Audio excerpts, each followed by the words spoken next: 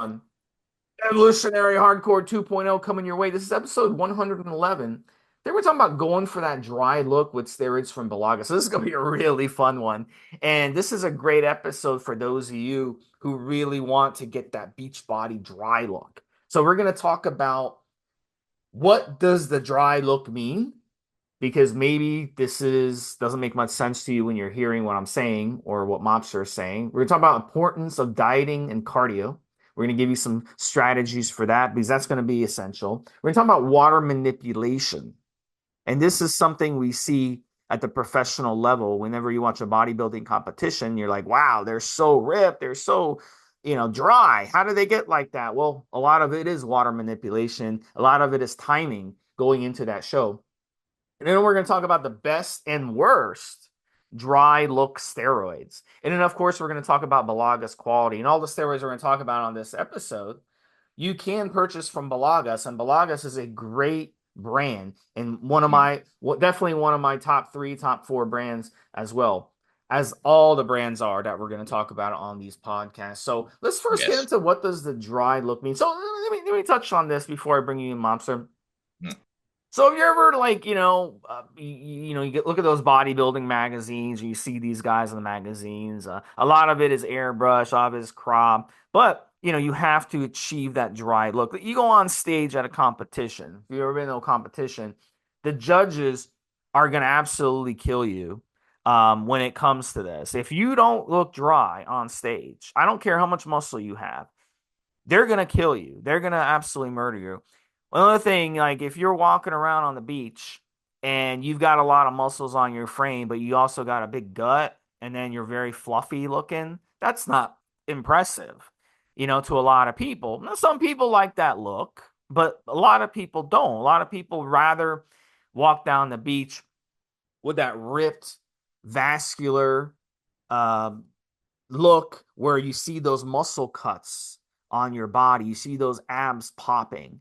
That's the look people want to see. So being dry and having that look is really one of the most cool things we see in bodybuilding. If you look at the old Arnold from the 70s physique, when he would flex, you see his bicep. His bicep looks so, cut. There was that. It's like a diamond. It's so fucking cut perfectly that you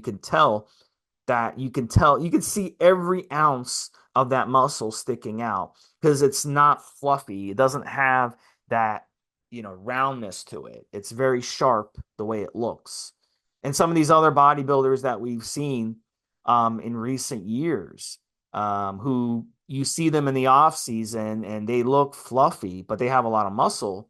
But then you look at them when they're in season and when they're really cutting and really drying out. We're talking about water manipulation and steroids, obviously, in the minute, but they really change things up to really give themselves that dry look to go into their contest looking the perfect way and looking dry. So that's really the way I would define it, Mobster. And that's something we don't see very much in the gym in America. Even in the gyms, we see a lot of the fluffy physiques, and a lot of that has to do with just the sheer amount of food that we're putting in our system and all the issues with the way that we approach dieting in bodybuilding. I think because in bodybuilding it's excess, excess, excess. So we're bringing in so much food, and we don't really we don't really have that dry look very much. If you go to most gyms out there, you don't see that dry look very often. So once you're able to achieve that dry look, trust me, you're going to get a lot of attention and you're going to look fantastic. So we're going to help you on this podcast get that dry look. So Mobster, why don't you touch on what does dry look mean Yeah, to you? I'll come a bit from the bodybuilding, specifically the competition bodybuilding. As this show has been recorded, we have the Mr. Olympia taking place this weekend. Today is Friday, and I believe the prejudging will be tomorrow, Saturday. It's been argued by some pros of a few years ago that the bodybuilders of today don't suffer, Steve. They might peak for a few hours, whereas back in the day, the prejudging and the judging was in the same day. So you had to stay in condition all goddamn day long. And it is really literally sometimes that kind of timing for the top professional bodybuilders a matter of hours. Last year, for example, the open class come on at 11:30 at night in Las Vegas, and there was this like, how is it Mr. Olympia, which is founded on this class, and the last class to come on is nearly midnight. How are these guys supposed to maintain their condition? It's almost like peaking for a racehorse for the biggest race of the year with the biggest prize, or a sprinter at the Olympics who wants to be sub 10 seconds, and it comes down to this once every 4 years. So there's an art to it. There's a certain science. Obviously, there's pharmacology, which of course we're discussing. But and something else, and I mentioned this to Steve slightly in the pre-show. I said literally what people will sometimes call ripped or vascular, or even just as bland as being in shape, means different things to different people. So we want to define the hard/dry look. And I've seen this. Our local IFBB Pro was at a competition where I used to live. The gym that I trained at the time, we would all go down, mob added 30 or 40 of us, Steve, to this particular place. And I believe it's called the Gravesend Classic. And it was a toss-up between him at that point in his career, which was early, and another more local fella to Gravesend, as to who won the most shredded, the most ripped award. And I'd seen photographs both before, and I took photographs at the competition where you could see lines on the serratus, the intercostal muscles. In other words, the small muscles that kind of tie between the ribs and the abs. That little area right there, Steve, was shredded. So you know that the rest of the physique is shredded. When you see someone who's truly dry and in shape and whatever else, there's a certain look that comes with the more modern, the current batch of Mr. Olympias, where they have that cartoonish roundness to the muscle, big swollen delts, huge arms, big quads flaring out from the hip, and so on and so forth. And they might even have separation between the quad muscles, separation between the side of the thigh and the hamstrings, and so on and so forth. And then every so often, you'd see someone that was truly, truly, truly dry. And their arse muscles, their gluteus maximus, their glutes, have lines on their glutes. When they flex their legs, it wasn't a question of separating the quad from this muscle and that muscle, the inner thigh muscle, the outer thigh muscle. You would see feathering on the muscles tying into the quad muscle, the teardrop. You would see lines going across, and then little lines coming off of those lines on the muscle that was over the knee. You would see all of the hamstring muscles, every single separate thigh bicep muscle, and then there would be lines along the length of that muscle. And sometimes you'd only see that when they were stretching, when they were flexing, when they were in a particular pose, and then almost relaxed. It goes back to that cartoonish look. But every so often, and I'm thinking probably of the late Andreas Munzer, I believe his name was, Steve, who unfortunately maybe have overdone the whole look. But arguably at one point, and I've just seen, I believe it was an Iranian fellow a few days ago, a week or so ago, where this picture was taken backstage, and Andreas Munzer was one of these people, where to say that they were shredded would be the understatement of the century. And again, this is compared to everybody else they're in the competition with. And to say that they were dry, it's almost like you want to give them a glass of water. The skin almost has a sort of chicken skin texture to it, super thin, shrink wrapped over the muscle, and then you're seeing they're just breathing. They're just sitting backstage, breathing, relaxing, not flexing, not sensing, and everything is visible. It's like an anatomy chart. That condition is super, super rare. Steve and I said in the pre-show, you look around the gym, and let's say it's a big gym, Steve, and there's 100 members in it. I'd be a big motherfucker with the muscular arms and big legs and broad back, etc. But I'd also have my little power belly going on. And then someone else who I probably outweigh them by 50 or 60 pounds comes in with a tiny little fucking waist. We've literally got a guy that's competing, I think, in the next few days, and certainly in the next week or so. And he's got barely any oblique muscles. And there are little lines where his obliques tie against his abs. And his obliques look like they're an inch thick. He's got a vest on. He looks muscular. You go, oh, there's a guy in shape. And then he takes the vest off. And you go, fucking hell, his tiny, tiny little waist. And in the next week or two, as he drops water, he will attain this look. And it will be something like Steve said, that catches your eye. You will know it. It's very, very hard for Steve and I to try to sort of give you a visual clue orally, telling you by this podcast, as you're listening, what it looks like. But trust me on this particular one, it's one of those where the person's truly in shape. I've seen very, very vascular, well-rounded, nice-shaped muscles bodybuilders win competitions, but that just means they're covered in veins, Steve. It's very rare for them to have that vascularity over shredded, dry muscle. And another one that I've defined in these kind of podcasts before, when we tried to give people an idea of what this means, I've said the Dorian Yates was defined by others and himself as being gnarly.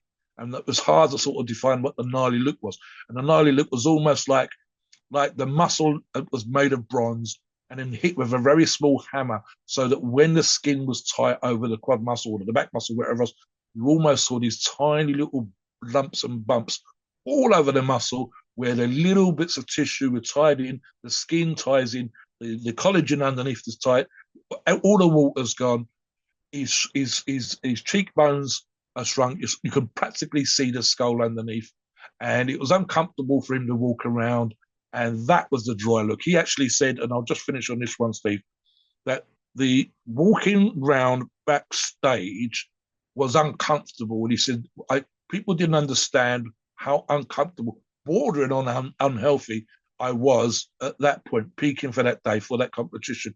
As he said, there's a pad of soft tissue between your bones and the meat in your feet and your actual soul, the skin, the thick skin that you walk around on. He says, and that pad of soft tissue is there between the bones and meat and the skin, so it's not uncomfortable to walk around as a human being. And obviously we wear shoes and so on. But backstage for a competition, certainly when you're on stage, you are barefooted. And he said that pad, that wall sat there, a little bit of fat would disappear. And so I knew that I was in condition because it would be physically uncomfortable for me to walk around. I'd have to wear little slippers or sliders, as you sometimes see them wearing backstage, just to be comfortable, and just pop them off as we went on the stage and then stood there and do what I needed to do. In the moment I come back on stage, put these little sliders or slippers back on because it was physically uncomfortable for him to stand there. And again, this is this idea, people, the perception, that visual look, the peak of competition type shape is very, very difficult to achieve. And we're going to get into the diet, cardio, water manipulation, and so on and so forth, giving indications for the average Joe that wants to look really, really good for the beach or for a modeling gig or even for a challenge at the gym, versus, for example, the extreme nth degree that is described with, let's say, racehorse peaking Yeah. for the biggest shape or the Olympic or whatever. Yeah. So before we get into that, let's talk about body fat. And look, I learned this when I was a teenager because, in school you would have, all kinds of shapes and sizes, amongst each other. And, we all went to PE. We all were in the locker room. We Yeah. all had to take off our shirts in front of each other. Same. We Yeah. all had to go running. And growing up in a hot climate, when we would go every Wednesday, we would do a mile run. That was pretty much, everyone knew what we had to do that day. We show up for PE class, we change in the locker room, we show up 10 minutes later on the in the where the PE area was, and we were to run a cross country mile run. Yeah, we did that And too well. usually what would happen is the skinny kids would be, up front, and then the fat kids would be in the back. So Yeah. we learn, and then most of us, obviously the guys would have no shirts as we were running because it was hot as fuck. So if you had a shirt, you were wearing like a wife beater shirt or something like that because you didn't want to run in a sweater. It was just too fucking hot. So we would see, and I learned from a young age, look, the guys with higher body fat usually would be toward the back, and they'd finish the mile in like 13, 14, 15 minutes, right? And then the skinnier guys would be up front. They'd finish the mile in like 6, 7, 8 minutes, and then the average Joe types, who are average build, would be somewhere in the middle. So obviously Yeah. it was an advantage to run with lower body fat than it was to higher. So if we talk about, bodybuilding, and we talk about being cut and ripped and dry, the key is first having lower body fat. So there's a big difference between a male having 15% body fat versus 10% body fat. And there's an even bigger difference once you go from 10% body fat to 8%, or from 8% to 6% or Yeah. lower. Yeah. And, if these guys who are on stage, they're obviously in the mid single digit body fats. Now, when it comes to body fat, and a lot of you already know this, but some of you are, are still learning about this. I'll explain it. You don't want to, the idea here is not to go to 1% body fat because you would be dead. The idea is to get as low body fat as possible, and you want to get down, to 5% body fat. And that would be a good number to basically compete with. So these guys you see with the ripped abs and stuff, 5% body fat, maybe 6% body fat. Once you start getting to 3 or 2% body fat, you're in like a famine state. You're basically, it's like you just left a Russian labor prison, where they just make you do labor for 18 hours a day and feed you like, 500 like 300 calories, so you become, that's dangerous, Yeah. that's severely malnourished. So that's not the idea. So I remember I got my body fat taken. This was back when I was in my late 20s. And at the time, I was running about 40 to 50 miles a week. This is when I was doing triathlons and stuff. And I got my body fat taken by a trainer at a gym. And I think I was like 5.8% body fat. And I told the guy, I was like, man, I'm like, that's high. And he looks at me like all shocked. He's like, dude, you've got to have some body fat. That's all he said. And I was like, you're right. I guess you're right. But like, I wanted to be like 2% body fat. I was like so ripped and I had like an 8-pack and everything, but I wanted to be less body fat. But that's not what they're trying to do here. They're trying to get somewhere in the mid single digits. So you out there listening to this, your ultimate goal when it comes to achieving that true dry look is you want to get down to 10% or lower. So anywhere in the high single digits is excellent. Like 7-8% body fat would be excellent and a healthy body fat. So it's not about just trying to get your body fat to zero here. That's not what we want to achieve. But we want to get it into the single digits. And if you can accomplish that, then that will give you the first step to achieving that dry look. And a lot of the steroids we're going to talk about in this podcast, you really shouldn't even be using them until you're less than 15% body fat or even less than 12% or 11% body fat. This way you can really see those cuts in that vascularity and get as lean as possible. So I just wanted to explain that. Any thoughts on that, Monster, before we move on to Yeah, diagram? we're going to talk about water manipulation, and obviously Steve's just touched upon the body fat thing, and I want to make sure something's clear here, guys. I'm reminded of a phrase that Arnold Schwarzenegger uses: "If it jiggles, it's fat." There are occasions when we will have a very nice shape, a taper, broad shouldered, good shaped delts, good shaped arms, and so on and so forth. But we are not lean. We are not dry. Okay. It might be like Steve said, 10% or less. Typically, anyone who does 10% or less will see their abs. If you've got any kind of muscular development in the area, and even without that, Steve, arguably, once the body fat gets to that percentage, abs start to pop, muscles start to take a particular shape, etc., etc. But there seems to be some argument sometimes that people think they're in shape, but they're actually still 11, 12, 15%. Now, guaranteed, right? I want to be clear on this. You are 100% at 12, 15%. You're 100% better than pretty much every other fucker out there walking up and down the high street. Your shopping mall, wherever the hell you go, when you see local people. But there's a big difference between that and, for example, holding a little water, which we will deal with, versus being fat and holding fat and not being able to see those little tiny details. It's a weird thing to define for the man in the high street, the woman in the high street. They've got an idea in their mind what someone who's in shape looks like. But you guys are listening to this show, you're fans of bodybuilding, you're fans of training. It's a little bit more than that. And we're going to kind of touch on that as much as anything else. For example, Steve, something that Steve mentioned right at the beginning was talking about the reasons why a great many people are out of shape, and we know that that's down to food and so on and so forth. Something that occurred to me, Steve, is, and as a word that I've heard Steve use many, many times when we talked about other subjects, and that's inflammation. If you're on a bunch of medication, lots of medication that we take is inflammatory.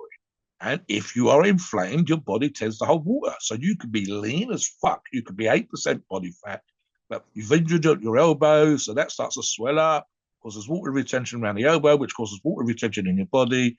Same thing with medication, same thing with food. There are certain foods that I shouldn't eat, Steve, that irritate my stomach. If it irritates my stomach, I'm going to have an upset stomach, which might cause me diarrhea, which is a water issue. So now I'm shitting water out, which means I've got to replace that water. And obviously, that could give me a watery look. So, how many people have we seen, even at the Mr. Olympia level, Steve, that said, "Oh, the reason I didn't do well this year was I ate something in Las Vegas that I shouldn't have eaten." But that's almost self-destructive in the last few days of the competition, and they've ended up with a stomach upset, and the stomach upset caused them to be inflamed, and they've come on stage looking watery. You spent 12 months getting in fucking shape, ready for this competition, and you screwed it up by not bringing food with you from where you live that you used to, that you know you can handle, versus buying something locally. And this is how easy it is, if you are in shape, to go from being in shape to losing that dry look and being inflamed. And as I said, it's top level at the elite level, at that competition stage where now we're looking at $500,000 at the Arnold, for example, Steve. It can be a matter of hours. But for the majority of you, that hard, dry look, specifically for a photo challenge, a gym challenge, the first few days on the beach, etc., that's what we're going to touch upon. But we still want to give you a flavor of how sensitive your body can become and how you can help manipulate those things. For example, fasting, dieting, making sure your cardio's on point, and so on and so forth. Yeah. So I want to So get into that. Yeah, let's get into that now, Steve. I mean, look, right. I'll let Steve talk about fasting because Steve is way better on that particular aspect than me. yeah. I don't care. Yeah, sorry, just to clarify, I don't care what we recommend, and we will recommend certain particular products that work better than others, and so on. And we'll talk about the wet ones versus the dry ones. But guys, you must absolutely put the work in when it comes to dieting and cardio and fasting. So talk about fasting as a great way of getting dry, Steve. Yeah, and before I talk about that, I just want to also clarify about the body fat. And a lot of people don't understand this. Even people who've been weight training for 20, 30 years, Mobster, they don't understand this.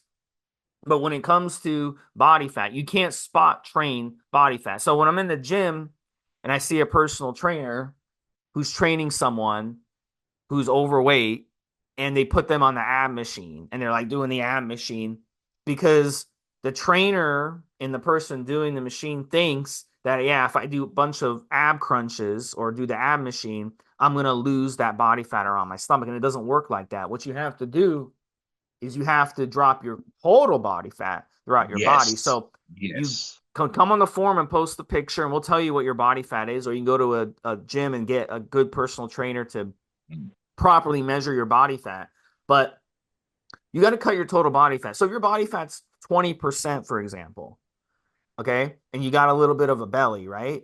You're a few inches overweight around your belly. Just going to the gym and doing ab crunches and doing yoga and doing Pilates isn't going to cure that. You've got to cut your total body fat. So this is where diet comes in. This is where fasting comes in. So it's easy for anyone to sit here and say, yeah, eat less and exercise more. If it was that easy, everyone would be lean. It's just not that simple because a lot of people out there, they do eat less and they do exercise. In America, we have a gym on every corner nowadays. We have probably more Planet Fitnesses, okay, which is a franchise gym. We have more Planet Fitnesses in America than maybe the entire continents, Asia, Africa, I don't know. But we probably have more Planet Fitnesses just in America. Just Planet Fitness, Yeah, what not that one counting every other line gym. of gyms. Yeah. So it's just crazy how many gyms we have, Mobster. But people continue to get fatter and fatter. And look, at the end of the day, you've got it. When it comes to losing body fat, a lot of it is body memory. If you've been fat your whole life, you can't just go on a diet and lose weight. You've got to realize your body knows where it's been. So if, let's say you go on a diet and you cut calories and you do the Weight Watchers thing and you cut down a little bit, right? You do lose body fat, you lose some fat. And you just go back to what you were doing before. You're just going to gain it all back. And you're going to gain more back because you just crashed your metabolism. You see? So we gotta take things to another level. And this is where fasting comes in. Because here's the thing: when you're fasting, your body switches. When you're in a deep ketosis state, your body switches the way it utilizes energy. Okay, so it goes into fat burning mode. So ask yourself throughout the day, how many hours is your body really in a fat burning mode state? And most people in America, because we get up in the morning and what have we been brainwashed to do is eat breakfast. So you eat breakfast, send your insulin level sky high. Then you eat brunch, then you eat lunch, then you eat a snack, and then you eat dinner. You right? And it's just that's what happens. And it happens from a young age because the food companies want you, and this isn't a conspiracy, this is just a fact. The food companies want you to be eating all the time. The restaurants and the fast food joints want you to be eating all the time. So the way we overcome this is by eating the way humans are supposed to eat, which is feast or famine, not Yeah. feast and feast and feast and feast. So these big meals that our ancestors used to have a couple times a year. We'd have it for the holiday season, a big meal. We'd have it for a Yeah. wedding, a big Yeah. meal. We've had it for, you know, for Easter, a big meal. For when, after our Easter harvest, our first harvest in spring, and our last harvest before winter, we'd have big meals, okay, to celebrate, right? But here's the thing. Nowadays, every day is a feast, mobster. Every fucking day is a feast. Yeah. You can go down the street on garbage day and look at recycle bins. Two Oh, boxes please. of pizzas in Yes. every fucking recycle bin. Everyone. Fast food cardboard boxes and fast food bags. People feast every day and eat junk food every single day. So what happens is your body never has a reason. Your body's constantly storing fat and has never reason to use it. So what you have to do, so the key is with fasting is this. Instead of wake up in the morning and throwing a bunch of food at your body and sending your insulin level sky high so your body goes in storage mode, what you got to do is you got to suffer a little bit. And it's going to be suffering the first couple of weeks, but then you're going to get used to it. Just like anything else, your body will adjust because this is how we're supposed to do. So get up in the morning, go to the bathroom, sip on some water to hydrate, especially if it's a hot morning or hot and humid morning, and then go do some cardio fasted. So when you do Mm. fasted cardio, I don't care if you're a skinny dude or if you're a pro bodybuilder. I don't care what level you're at. Everybody who knows what they're doing just does fasted cardio because, as I said at the beginning, your body will have to be forced to tap into your fat stores for energy because it needs to get energy somewhere. So if you get up and you eat breakfast and then you go do your cardio, your body will tap into those glycogen stores that are in your body. They're not going to have any reason to go after those fat stores in your body. So if you don't believe me on this, go to the drugstore, buy ketone strips, and do some fasting. Okay, do about 20 hours of fasting, then go do your cardio, which will be very uncomfortable for a lot of you because you're used to eating all the time. But just suffer a little bit, right? And do it. And then I want you to piss on that ketone strip, and you'll see when you piss on that ketone strip, you're pissing out ketones. That's actually fat cells being evacuated out of your system, being excreted out of your system, whatever word you want to use. So that's how you lose fat and stay in that fasted state as long as possible to force your body to go ahead and burn off that. And once you train your body to start using energy out of the fat stores instead of the food that you're putting in your body, then it won't be uncomfortable anymore. In fact, you'll love training fasted. So, and then whether you're doing weight training or cardio, fasted, fasted, fasted, fasted. That's the key. Wait till after you're done training to eat. And if you're overweight, let it run. Let the fat burning run a while. Don't throw food at your body right away. Just let it burn a little while because your body has to get energy from somewhere after a workout. So let it keep going after those fat stores. And that's what you have to do. And again, it's going to be a little uncomfortable, but you have to feel uncomfortable. Our ancestors, 2.5 million years of ancestry, right? Yeah. We suffered. We had hunger a lot throughout our history. Daily.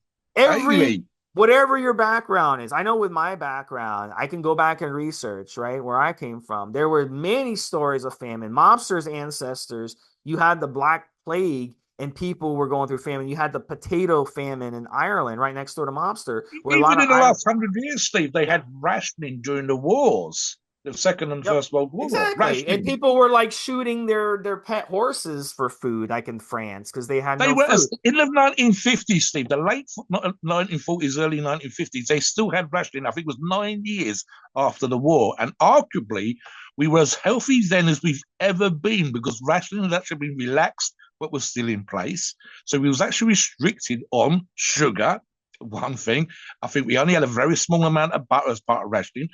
And I actually reminded my very nearly 80-year-old mother that with rationing carried on for 9 years, and people was as healthy then as they ever was, arguably way worse now, even with medical advances, etc., because we literally had restricted eating by law for the 9 years. And we won, for fuck's sake. The Americans won, the British won, the Germans, etc., probably had it worse because they lost.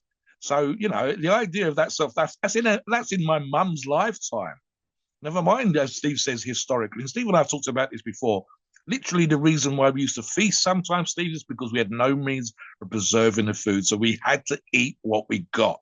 And it might be days before we had caught something else to eat, So chasing that after so buffaloes. by When they, doing that, the excess food gets stored as fat and then mm, gets used up during the famine state. But in our modern society, we can pull up an app. I can pull up my app right now and order yeah, lobster, yeah, yeah, yeah. steak, potato, anything I want, fried chicken, anything, and they will literally deliver it to my door within the next 20 minutes. That's sick if you think about it. So you're never in a famine state and your body has never a reason to get rid of the excess body fat. Does that make sense for a lot of you? So please, those of you who are listening to this who are fat and overweight, or even if you're like 12% body fat and you want to get the single digits, think about what I'm Yes. saying.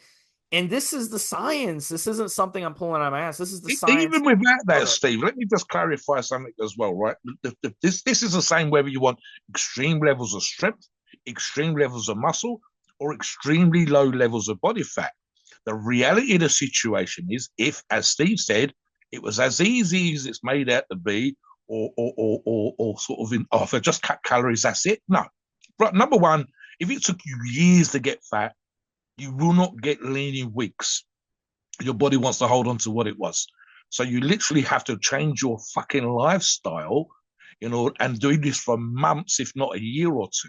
If you've been fat for 10 years, I'm going to tell you it's going to take at least a year to get back to something like normal shape. The reality of the situation is between being in shape, having a six pack, etc., and being ripped or dry, is that whatever you're doing, including fasting, needs to be on a level above what the next person's doing. Again, percentage of people in the gym. You're in the gym, you should have some muscle, you should have some shape, you should be working to get into shape, etc., etc. The percentage of people are in shape in the gym, 10, 15, 20%. And it should be, because that's the fucking reason why they're there. The percentage of people that are dry, ripped, muscular, competing, doing modeling gigs, etc., is tiny. 1, 2, 3%.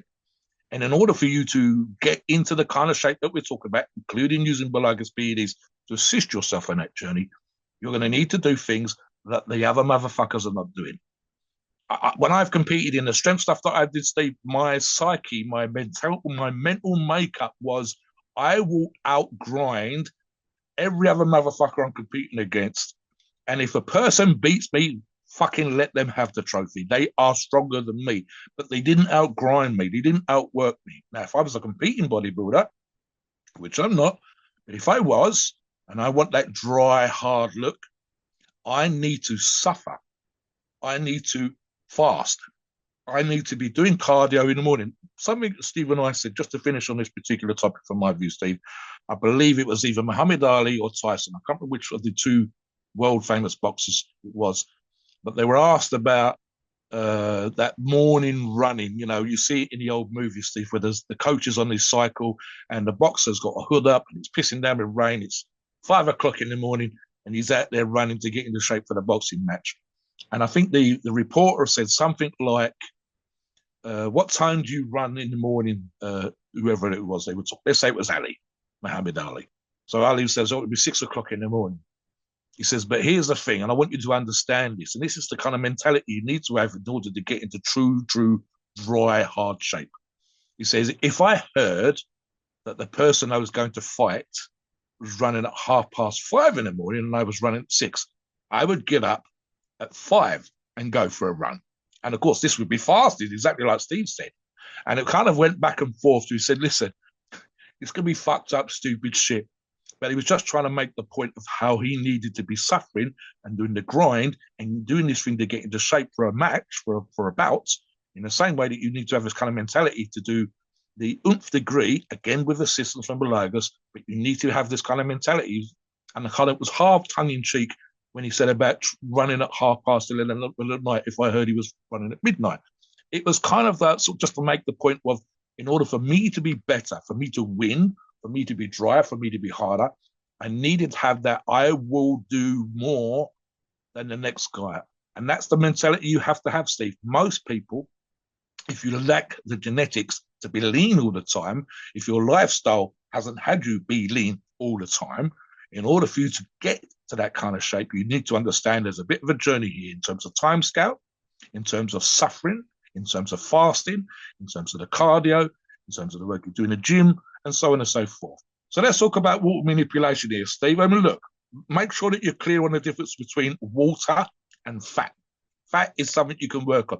Water sometimes comes, as I said, with inflammation, certain, when we talk about wet steroids versus dry steroids, certain medications, and so on and so forth. So, for example, Steve, tell the story that you and I were talking about in the pre-show about the whole water thing that people confused back in the day versus what we know now. Um, I think Where we said I. about what people used to do with the water, we used to say go dry to Oh make yeah, yeah, weight, yeah. I got you. and I we got actually you. Yeah, realized yeah. the diuretic. So Yeah, back when I was a competitive power lifter, we had to make weight, and we tried all kinds of strategies. And one guy, bless his heart, he wasn't maybe the most brightest guy in the world, but he had some logic to what he was saying. He said, "You know what? The day before, Steve, don't drink any water. Water is heavy." And I like looked at him like weird. I was like, hmm. So I was like, let me try that. So I didn't drink water the whole day. And I went into the competition. I was so fucking dehydrated. And I didn't really notice a change in, my weight for that day. So I started thinking to myself, maybe this isn't the best advice. So I actually started drinking more water. And I wanted to see what would happen if I did the exact opposite. And actually drinking more water and then making sure you piss, piss, piss, piss, piss before your competition, piss and sweat, right? Right before your yes, competition, and then use yes, like a dry towel to like get all the water off of you. Then you step on the scale. And I was like, wow, that worked, yeah, doing yeah. that. So yeah, water, even though yeah, water is heavy, I get it, but just because you drink water throughout the day doesn't mean like when you step on the scale you're going to weigh more. As long as you piss it out. So you want to drink and piss it out, piss it out, piss it out. And then when you step on the scale, you'll be a few ounces less, so you'll make weight by like, a quarter pound. One of the So things that yeah. you and I have talked about, Steve, is what I say natural diuretics versus chemical diuretics. So, for example, one product that you and I have discussed on a previous show, which is an organ protector, contains dandelion root. And you can actually buy a dandelion tea online. And dandelion is, in and of itself, a natural diuretic. For example, you can add a small amount of lemon juice to your water for the vitamin C. But again, it's actually making you want to pee more. So it's again the difference. Say, for example, Steve, you and I were going to do a modeling gig and we're going to be wearing certain particular clothes, but the clothes were a beachwear thing or whatever else. And we really want our stomach super, super flat. We want the dry look. We want the veins. We want the vein down the bicep. We want all those muscles separated and tied in together nicely, etc., etc. It would be a thing, for example, we would diet, we do our cardio, but literally the last 24, 48 hours, we would be making sure that we're never dry, never without some sort of hydration, especially in the form of water. Don't get too much into certain particular drinks. Water is really pretty much all you need. You can add a little bit to it, but you don't want to get into the other bits and pieces that some people do. You don't want certain sports drinks, for example. You're not almost in 24, 48 hours just drinking normal water. One of the things that certain bodybuilders have done is ionized water with all the minerals stripped out. And that's actually kind of a mistake right there. So that sort of thing. And like I said, there's a particular thing in terms of inflammation. And again, this is if you're doing a photo thing, a photo challenge, a gym challenge, a particular type. Try not to. And again, as I talked about earlier on with the bodybuilders, If something works, stick with what works. Don't change your diet at the last minute. Don't change what you're drinking at the last minute. Don't suddenly get yourself put on a medication for a particular medical condition that sprung up, and then be too surprised if the pills, the medication that's been prescribed to you by a doctor has an inflammatory response, for example. And we've talked about this multiple times, Steve, when we said anti-inflammatories, ironically, will inflame you. Ibuprofen, Advil, inflames the stomach, so that can cause water issues. Let's talk about now, Steve, what we think of what's a wet steroid, and so the worst ones for Yeah. looking dry and lean versus the dry steroids. So Beligas has many good dry steroid options, and we're going to go over some on this list. So we're going to start with some of the bad options. This way, when you use them, you can look back and be like, "Wow, Steve and Mobster, you guys were right." So Dianabol, and Dianabol was like one of the first steroids I've ever used. And one of the things I experienced on Dianabol was the moon face effect. So basically, this stuff will bloat you up. And the reason it does that is it aromatizes extremely fast. So as soon as you start taking Dianabol, right away it starts aromatizing in the body into estrogen. So this can definitely, give you that bloated, fluffy look. It's not going to dry you out and it's not going to cut you. So cross Dianabol off the list. Sorry, it's not gonna work for you. Another one is testosterone. And testosterone is also usually going to be a bad idea for the dry look, especially if you use it at more than a TRT dose. So what Yeah. professionals will actually do is they'll cut it out before their contest. So do you want to talk about Debo and testosterone a little bit, Yeah, let me Master? touch on the testosterone for a second there, Stephen. We've actually talked about competition bodybuilding and competition stacks. One of the points I've made in that particular regards is that you will see a competitive bodybuilder, again, a Mr. Olympia type competitor, have different steroids throughout a 20-week prep for the Mr. Olympia competition.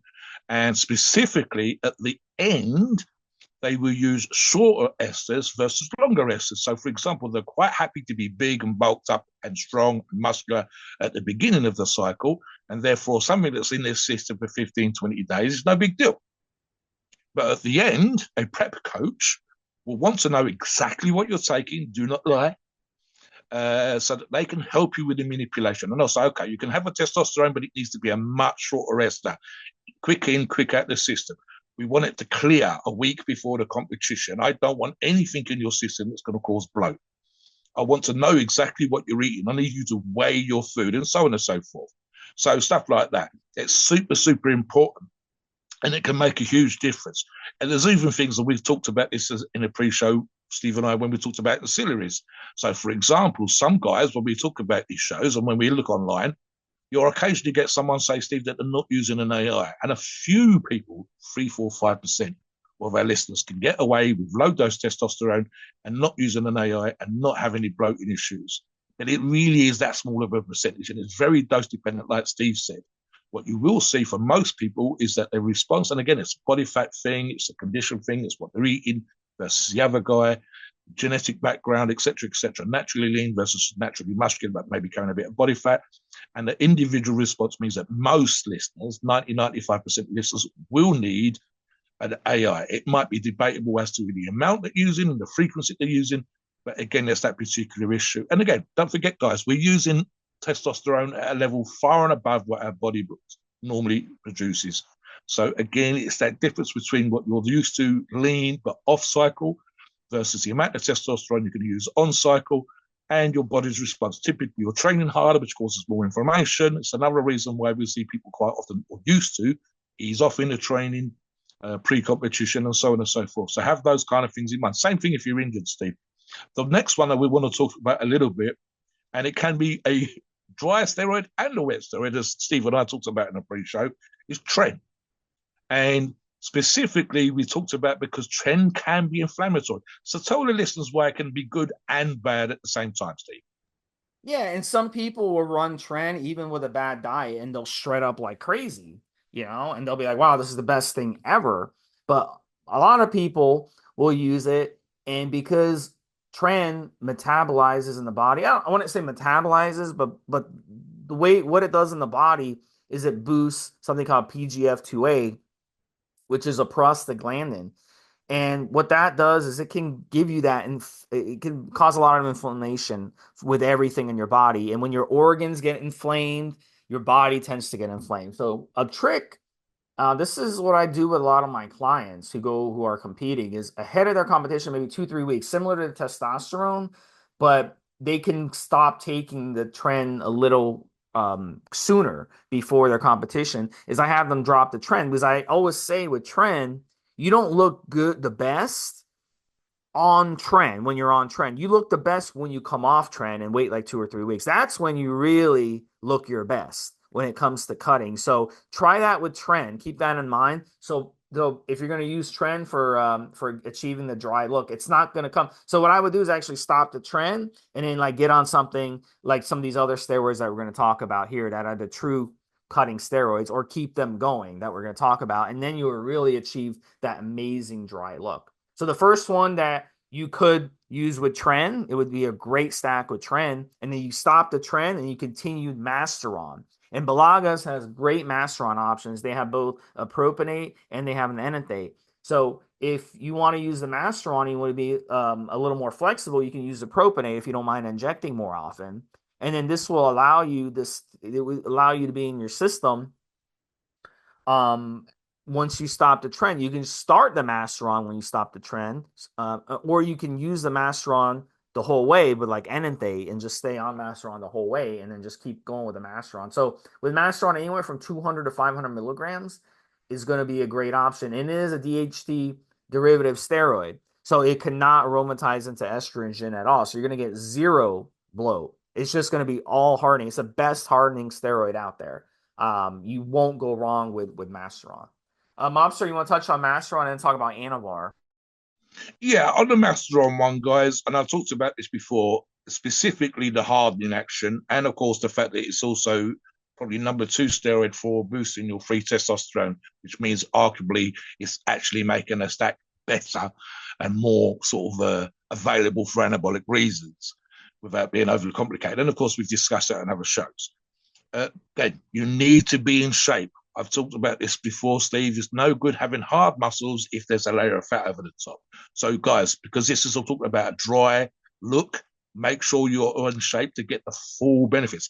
And that applies to all steroids, Steve. The leaner you are before you start the cycle, the better results. The fatter you are, the worse the results. The more likely there's going to be inflammation issues, water retention, and so on and so forth. But again, this whole show is about the dry look.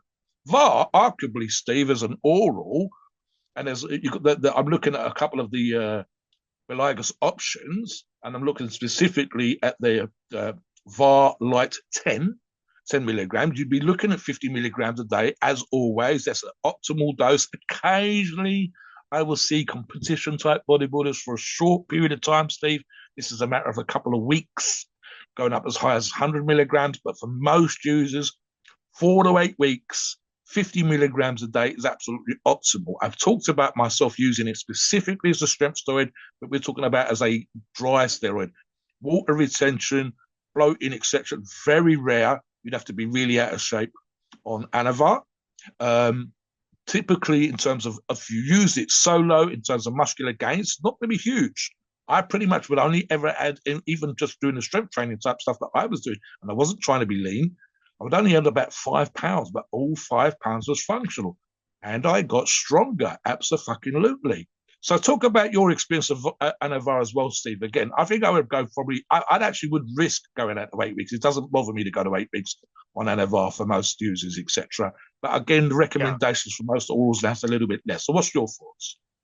Yeah, with Anavar, nice thing about Anavar is you can run it and also females can run it. So female listeners, you can run anywhere from 2.5 milligrams, 5 milligrams, up to 10 milligrams a day and have really good results as well. And you can be rest assured with the Belagas that you're getting legitimate Anavar. You're not getting fake Anavar.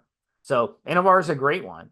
And a lot of professionals will use Anavar and they'll use it at very high dosing. They really like it. And we've seen the professional cycles, and they love it because it's got low side effects, and it also does a really good job when it comes to not just drying you out, but also with fat loss. They can actually have some benefits with fat loss indirectly. Next one we're talking about is Winstrol. Winstrol, DHT derivative, straight DHT derivative as well. Number one option for drying out. You're going to dry out so much on Winstrol that your joints are going to feel the difference. It's gonna feel like when you like say you do curls, you'll feel your elbow. It's gonna Yeah. feel like your it's like a rubber band in your elbow. So when you do a curl, you'll feel that effect.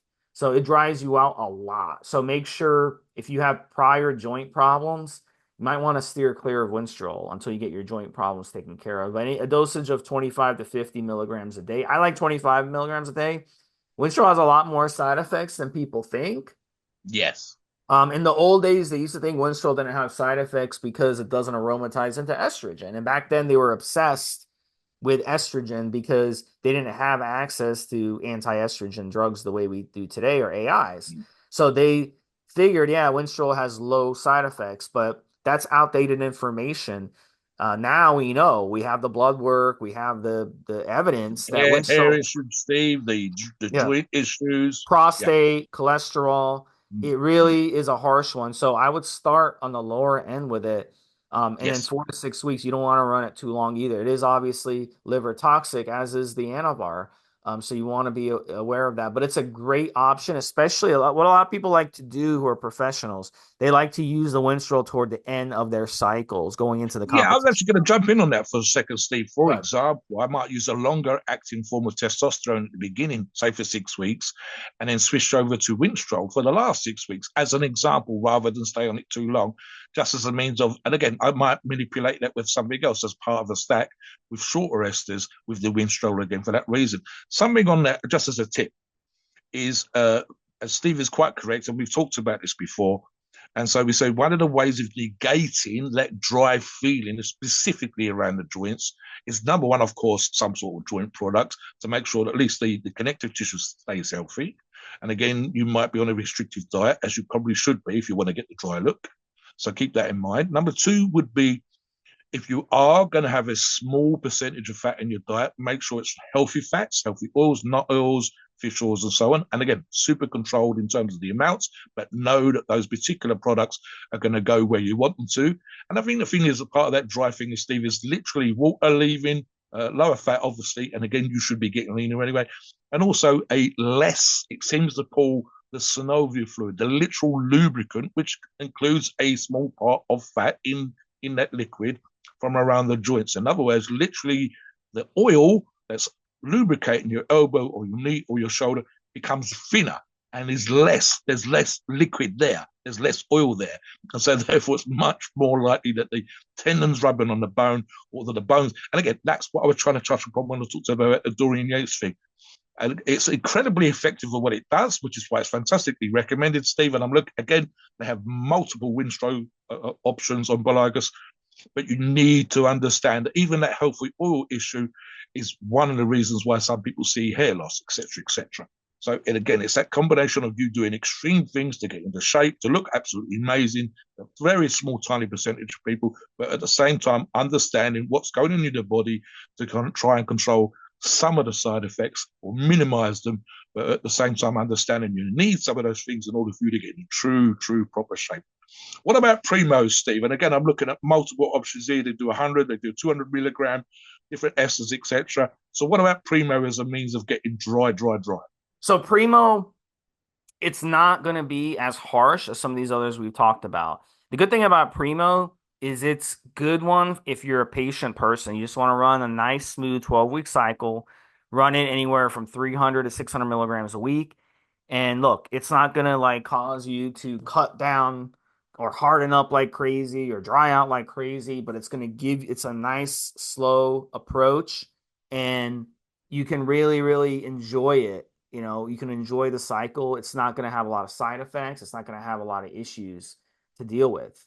So it's a very gentle DHT. And that's the way they designed it. They designed it to be a more gentle DHT in the Yes, body and not yes. be so severe when it comes to all these side effects that we talked about Let me earlier. expand on that again, Mhm. Steve, just for a second. So something that people occasionally, and again, some of this is literally not being able to source products, and we talk about this on the forums all the time.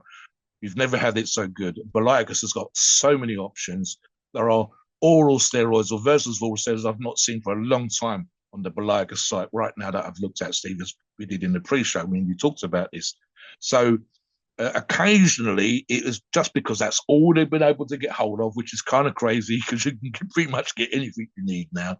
And again, Beligas is one of those places that has all those options. And oh, it's an anabolic steroid. Well, yes, but it's a very mild anabolic steroid. And so I have to point out, I mean, you've done specific shows where we talked about primobolan in and of itself. And we talked about why it was used back in the day and why you would use it now. And I actually think it'd be incredibly good, if not for itself as a dry steroid, but for the following reason. It, and the reason, the same reason why it was used back in the 70s. You are dieting down, you are stripping the fat from your diet, you're doing fasted cardio, you're doing all the water manipulation, you're playing around, like you said, with natural diuretics, etc. You're looking for an incredibly hard look. And one of the issues is that your body will sometimes, if it hasn't got this assistance from, for example, primobolan, lose muscle at the same time as you lose the body fat. You want that incredibly hard look. But what we really want is the exact same amount of muscle that we had before to stay there. And primobolan is fantastic at keeping the hardened muscle on your body while you strip away the fat to get that amazing dry look. Let me touch upon now, Steve, just to finish the show off. Beligas full stop, right? When we did the first Beligas podcast, you and I were blown away by the options that they had, the blends that we hadn't seen anywhere else on all the other shows that we've done just for the last 2, 3, 4 years. And we're seeing more options become available with different sources that we talk about. But Ligas had products put together that were literally stack ready. They'd gone to their customers, they'd asked their customers, when you're running a cycle, what's your favorite stack? And then they put that in one product. They put that in a blend. They combined this steroid with that steroid and at the same dosages that people were doing. Just for this show, I went onto the Beligas site and I was like, just clicked on the oral, Steve. And I was like, well, I haven't seen that as an oral. That's amazing. Oh my God, look at all the peptides they've got. I mean, it's unbelievable the variety, the scope of options they've got. Something else, and I touched upon this on the previous one, and I'll bring Steve in next as well, was, well, not two things really. Number one, it is a big Belgian pharmaceutical company. Most of the companies that we talk about are specifically what we would call a UGL. They're an underground lab. But that doesn't mean they don't have a big warehouse or a big factory producing products in pharmacological conditions to pharma standards, etc., etc. Many, many do. In fact, all of the ones that we talk about do.